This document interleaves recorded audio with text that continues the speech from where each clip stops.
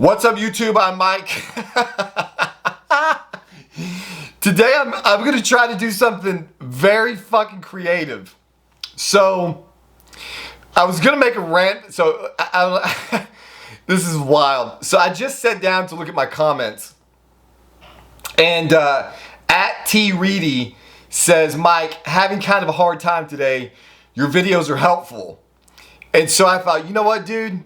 I'm gonna do this guy a solid, and I'm gonna make a fucking rant video, and I don't know what he's going through or whatever, but maybe that shit'll cheer his ass up. And so I had read another comment earlier today that I screen capped, so in case I needed rant material, I'd have something to talk about. The comment was, "Too much soda is dumb, bro." And so I thought, you know what I'm gonna do? I'm gonna do this guy a solid, and I'm gonna make a rant video about why too much soda is not a bad idea and cheer this guy up. And it turns out that the guy who made the comment, "Too much soda is dumb, bro," is the guy who's now saying he's having a bad day. So, I'm trying to figure out how can I make a rant to cheer somebody up inspired by the person that needs the cheering up. So I'm gonna fucking try to pull this shit off without attacking this guy independently, seeing as how, as he said, he's having a hard time today. So Teereedy, brother, I don't know what you're going through, man, but hopefully this will at least put a fucking smile on your face. Because you created the most unique situation I've ever seen, where one comment inspired another situation, all by the same person. So here's the rant on why drinking too much soda, why that's a dumb, that doesn't make any sense. It's a dumb comment, and I said in response to the dude, I said too much of anything is bad. You will die from drinking too much water before you will die from drinking too much soda. So here's the thing, Teereedy, like I said, I hope you have a better day. I don't know what's going on, man, but this one's for you. So here's the thing, I understand that he is right, of course.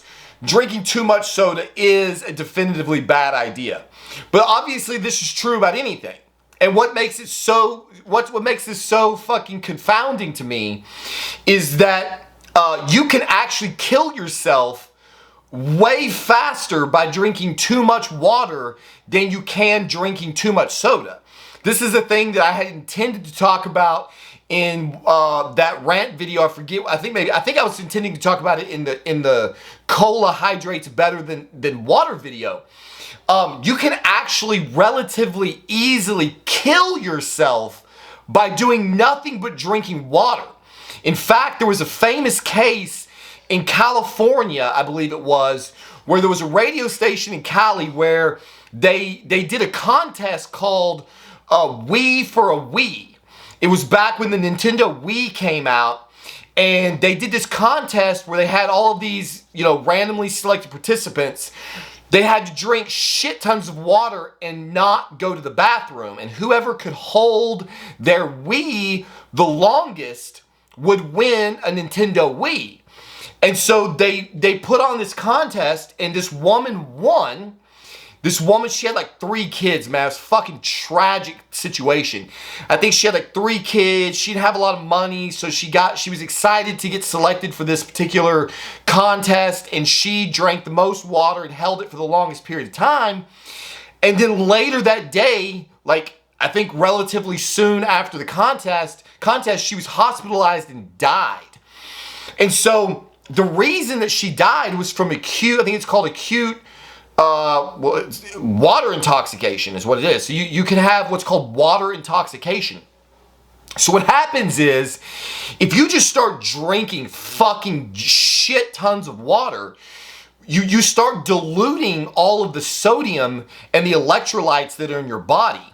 And sodium is vitally important to brain function. Like, most of your neurons in your brain require electrolytes in order to fire. And so, like, I haven't done all the research because I didn't expect this, this to go down this way. I was sitting down here to look up the comment of who said it, and then it was the same guy, and so I got fucking I got thrown off before I started the video. But the ironic thing is, as bad as a lot of people want to convince you that drinking sodas is, it's actually infinitely so. Like, if you did an experiment where you had one person drinking massive quantities of water and one person drinking massive quantities of soda, the person drinking the water will die first, because they will die from water intoxication when their neurons are no longer able to fire. Again, I didn't do a lot of research. I'm pretty sure that's like layman's terms. If there's like a doctor or nurse who wants to clarify this, my basic layman's terms understanding is that with too much water in the system, you massively dilute the electrolytes, and then your brain stops functioning normally, and then you can die. And so if you were drinking water alone, you would kill yourself. Whereas if you were drinking straight like Coke or Dr. Pepper or something, there's actually relatively large amounts of sodium in those drinks. And so you would be constantly replenishing, to some degree, some of the electrolytes. Now, I don't know that you could replenish all of them, but it would be better for you to be drinking mass quantities of cola than water alone.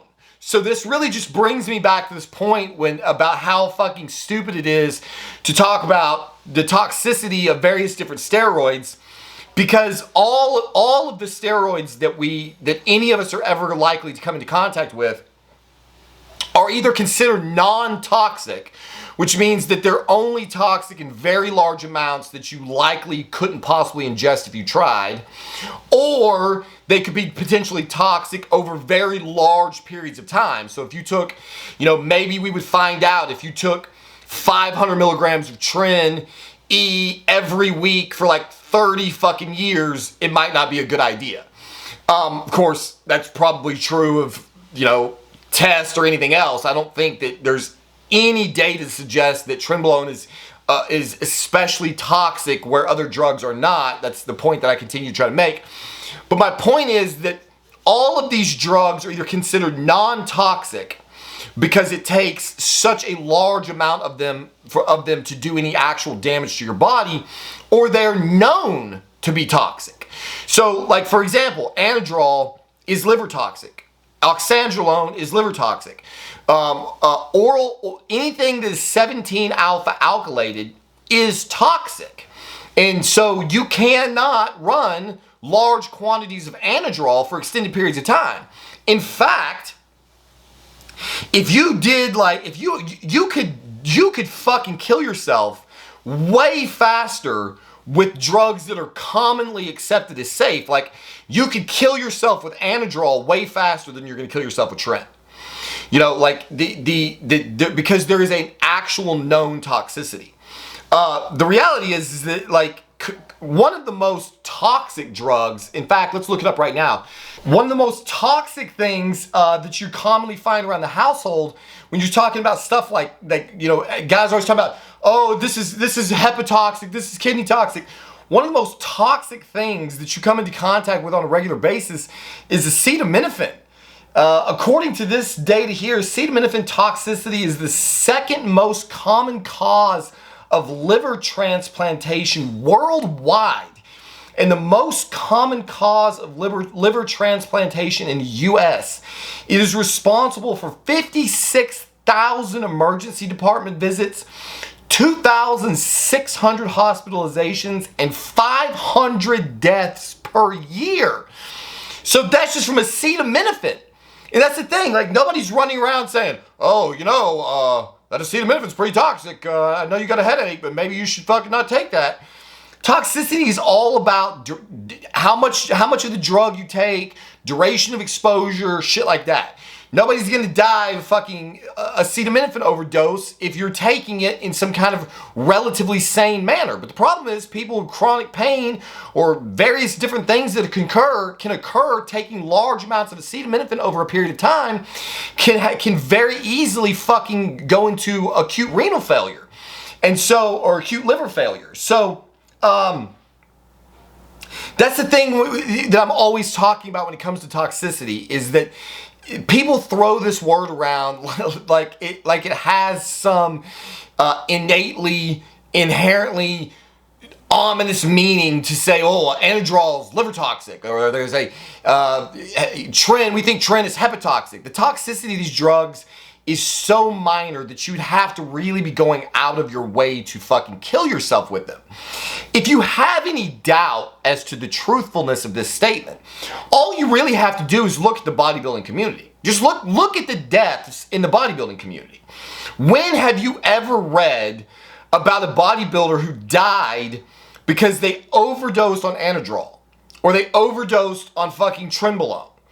All of the bodybuilding deaths that we see in the bodybuilding community, the vast majority of them come from like a handful of excuses.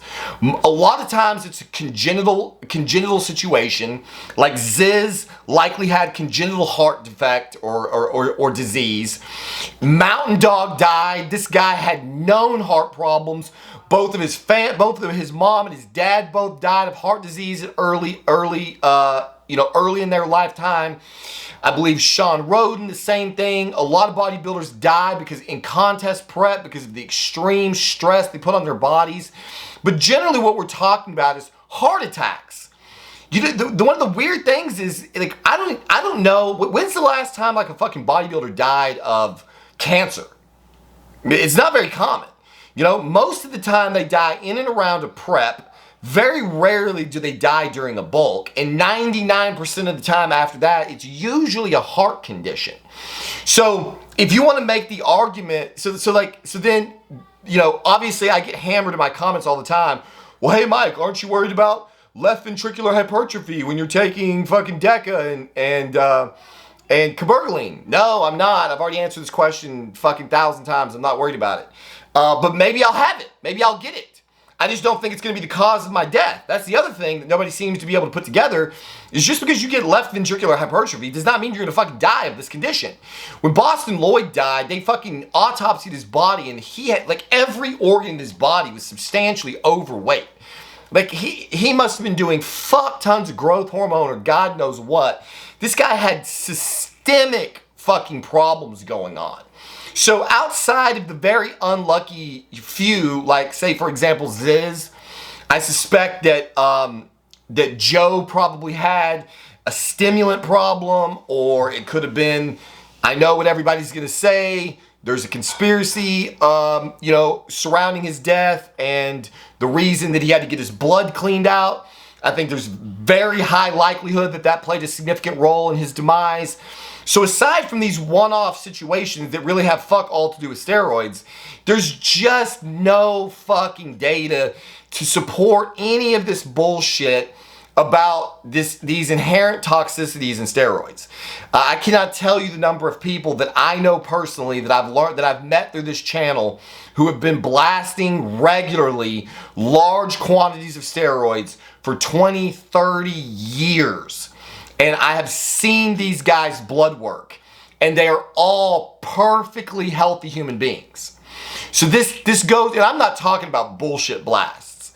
Like, I got a buddy who's in his 50s, I think, late 50s, middle 50s, who is not fucking around. This guy's been blasting gear for like 20 fucking years.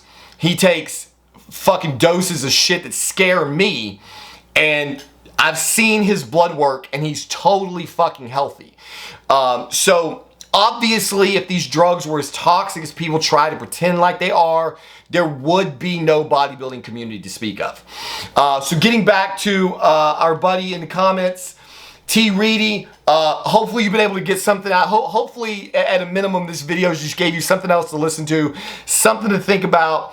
I really am trying to do better at not being such a fucking dickhead in the comments section. The TREN blown, man, had me in a bad fucking way there for a while. And I'm feeling just monumentally better. I'm probably going to make a video this evening, maybe right after dinner. We'll just see how it goes. I'm going to the gym with my wife, so I may not have time to get it made today. But I owe you guys the video update on my TREN and DECA cycle. I will give you a spoiler alert on that video. This cycle is going far better than I expected. I'm fucking really loving this cycle. It's still too early to call. I don't want to say it's my favorite cycle. But I'm fucking gaining on it. There's a very real possibility that, as bad as it may be for my heart, because I know that I have multiple drugs in the mix here that are connected to left ventricular hypertrophy. I don't think they're connected in the doses that I'm using, and I don't think that it's really a concern even with the combination of the drugs, although I will be doing some research into this. But I'm close to saying that test TREN DECA is maybe my favorite cycle ever. I'm gonna wait. I'm gonna hold out a little bit longer before I make that determination, because I have been playing around with my prolactin a lot. It is definitely a high prolactin cycle, definitively, and so that makes it a little hairy, because I can go one day from being to just really feeling life, to the next day feeling really in a shitter if I'm not careful with my prolactin dosing. I think 4 milligrams of Caber a week is the sweet spot for this deal. But again, I don't want to mislead anybody until I have multiple weeks without going into a bout of depression before I can claim that this is the fucking end-all be-all of steroid cycles. So there you have it. Hopefully I succeeded to some degree in not attacking this guy, but and maybe hopefully uplifting him a little bit, and creating some interesting and informative content. I know everybody thinks that soda is the fucking demon drug. I just don't fucking get it, man. There's just no reason to believe this.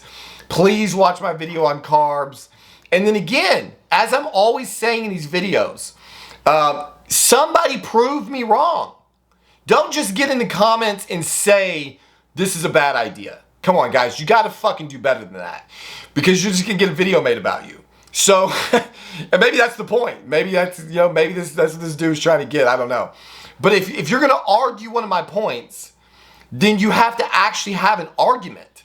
That's how arguing works. If I make a 20-minute video explaining from 10 different fucking angles why I think something is true, and your response is, no, it's not. That's not a fucking argument. That's a childish response. If you want to fucking refute one of my claims, then do it with actual fucking data. Because every time you just like poke the fucking sleeping lion with some nonsensical, no, it's not, or my sister-in-law, baby cousin Tracy said that's not true, or whatever, if you're coming at me with anything other than actual data, even if it's just your own anecdote, I would much prefer, like, I had there was a couple of guys the other day on my Arimidex video that were like, well, I take 300 milligrams of test and no Arimidex and I don't have any problems. And I'm like, yeah, but you are having problems. You just don't know it yet. Maybe it's not a problem. It depends on what you call a problem. If you're on 300 milligrams of test and you're not taking any Arimidex, your estrogen is high. I'd be willing to bet you just about anything. Unless you're taking Masteron or some other drug that could lower your estrogen, if you're on 300 milligrams of test, your E2 is out of the range. Like, I would say there's a 90, 95, 99% chance this is true. So I would love to see somebody who will honestly go get blood work, who's taking at least 300 milligrams of test, no other drugs that have any aromatase inhibitor, no Nolvadex, no SERMs, no nothing, and show me that your estrogen is inside the normal range at 300 milligrams of testosterone. Because if it is, if you can show me that your testosterone level is in the normal range that your estrogen level is in the normal range on a super physiological amount of testosterone, then what that tells me is there's something fucking wrong with you. You're acting like this is a cool thing, and I don't think that it is. Because if you're in the range at 300 milligrams of test per week, one of two things is true. Your test is fake, or B, if you had normal testosterone level, like if you stopped taking 300 milligrams of test and you just let your body produce its own test and you had, say, 600 nanograms per deciliter of testosterone, your estrogen is going to be fucking crashed.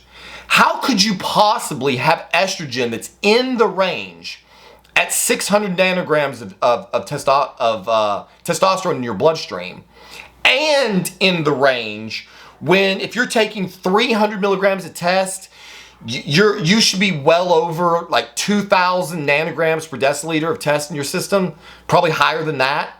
2,500 nanograms per deciliter of testosterone in your system. So I would love for somebody to show me proof that they can be in the range at 600 and in the range at 2,500 with no other drugs in the mix. The only way that I can imagine that you could be in the range at 300 milligrams per week is that there's something wrong with your body and you have a deficiency of aromatase enzyme in your system. That likely you're going to have crashed estrogen if you ever return to normal. I just cannot medically see how it could be possible for both of those cases to be true. So again, all of these claims that I'm making and all of the arguments that I get, and yet no one ever, since the history of this channel has successfully refuted a single claim that I have ever made with any actual data. I have come after Greg Doucette, More Plates, More Dates, John Jewett, Chris Bumstead basically now, Vigorous Steve probably at some point. I used to go after fucking Leo's longevity, who ended up not having good longevity. I know, I should say it, but I don't give a fuck. I've come after basically every big name in the bodybuilding industry, saying that claiming that some science that they were perpetuating is bullshit, and zero people have had the balls or the capacity to prove me wrong. So somebody do it.